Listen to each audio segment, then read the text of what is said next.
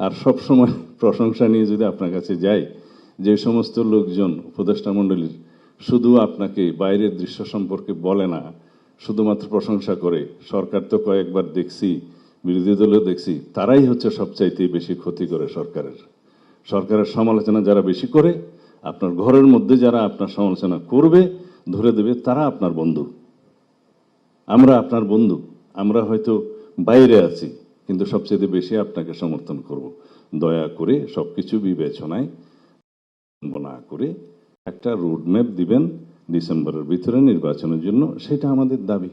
আর যদি কোনো যুক্তি থাকে তাহলে পরে আপনি সেটা জাতির কাছে উপস্থাপন করবেন এবং সেভাবে বলবেন। এখানে সবাই সেই কথাই বলেছে, যাতে আমরা ফ্যাসিবাদ বিরোধী জাতীয় ঐক্যটাকে ধরে রেখে শক্তিতে পরিণত করে আগামী দিনেও আমরা একটা বাংলাদেশ, এমনভাবে কার্যকর বাংলাদেশ, গণতান্ত্রিক বাংলাদেশ বিনির্মাণ করতে পারি।